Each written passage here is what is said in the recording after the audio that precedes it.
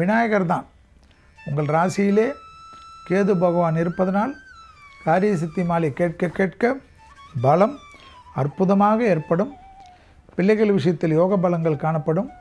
துணை அல்லது துணைவியார் விஷயத்தில் இருந்த மனத்தாங்கல்கள், கஷ்டங்கள் பரிபூர்ண நிவர்த்தி ஏற்படும்.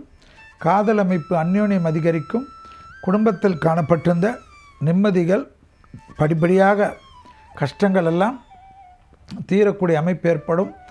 குடும்பத்தாருடன் உள்ளூர் பயணம், வெளியூர் பயணம், தொலைதூர பயணங்கள் ஆச்சரியத்தக்க அனுகூலத்தை சிம்மராசிக்காரர்களுக்கு ஏற்படும். பிள்ளைகள் விஷயத்தில் மட்டும் மனமிட்டு பேசுவது உங்களுக்கும் மற்றவர்களுக்கும் இருக்கக்கூடிய பாதிப்புகளை பரிபூர்ண நிவர்த்தி. 24 வயது கடந்த சிம்மராசிக்காரர்கள் ஒன்றும் சூட்சமம் இல்லை. 2 குரு பரியாயம். ஒரு குரு பரியாயம் என்பது 12 வருடம், 2 குரு பரியாயம் என்பது 24 வருடம். முடிந்த சிம்மராசிக்காரர்கள் தேகாரோக்கியத்தில் மட்டும் அதீத கவனமாக இருக்க வேண்டும். தூக்கமின்மை கவனமாக இருக்க வேண்டும்.